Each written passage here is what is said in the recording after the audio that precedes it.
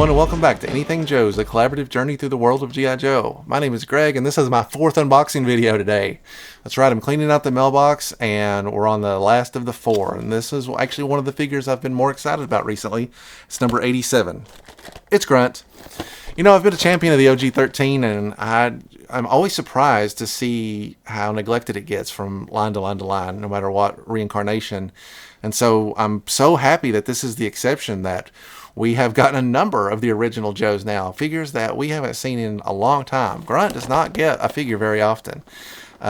So I'm really excited to take a look at this figure outside the box and see if it lives up to my, my original envisioning of old Robert Graves. Let's get this bad boy open and see what's up. It is impossible for me to think about Grunt without also thinking about his appearance in Marvel's G.I. Joe, A Real American Hero number 78, where he comes back having left G.I. Joe to go to college, and in a time of need where the Joe team is kind of getting set up, he comes out of retirement, so to speak, with his girlfriend Lola, and they team up with Roadblock and some other Joes to wreak havoc, and it is very good. It's a great standout issue for a character that doesn't get enough attention. Wow, look at the flexibility on these arms. This is something I've really been raving on this with this wave, but this is like the third figure in a row where I'm just like, I'm really impressed at the overall flexibility of these arms. Like, you can really maneuver them quite a bit more than I remember them being able to maneuver in the past. He's got really good reach this way too. And let's see if he can... Yeah, just like the other figures, he's got great overhead reach as well. So the posability on this wave overall, with the exception of Big Ben, who has some limitations with his arms, has been very strong. I didn't talk a lot about this like thigh cut down here, but these figures all do have this as well. They're just always really stiff on mine, and I don't, where I haven't boiled them yet, I don't want to really get into all that. Same thing with the legs. These legs are a little bit more lenient than the other ones, but they still have some limitations. Still, I mean, not bad. And also boot cut, obviously. Grunt has all the makings of a great green shirt. I know there's been a lot of debate lately about people don't seem to understand that Grunt is a unique character, not just a dude that is in the field. And it's an easy mistake to make, because Grunt is essentially, first of all, bears the name of a green shirt, just a regular old Grunt. And secondly, he wears just about the most basic outfit that they've got in the entire organization. It's just a green shirt. So I get that, right? But Grunt is a great character. They did a really good job on this head. Also, I was a little weird about it at first, but the more I look at it, the more I think it captures kind of what a youthful Grunt would have looked like at that time. Let's take a look at the accessories that Grunt comes with. Grunt comes with one helmet and one interchangeable head. The helmet is exactly what you would expect. It's a standard green helmet, just like the V1 version would have had at that time.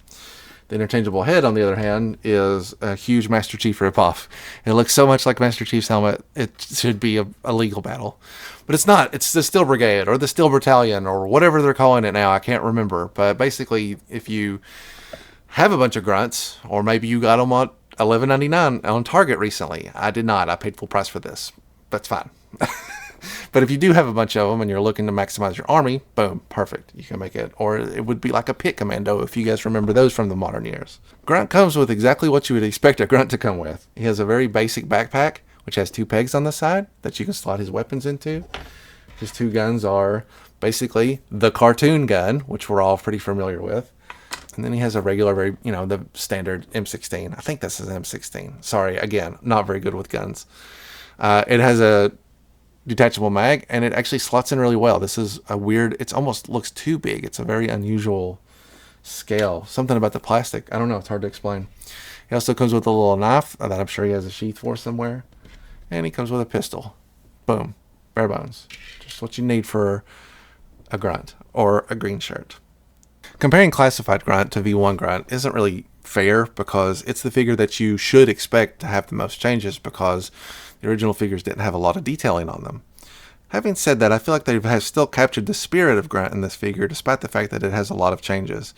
They've made him a little bit more modernized, which I think is kind of what you would want. We didn't take a close look at it at the time, but he has like a little fold-out computer.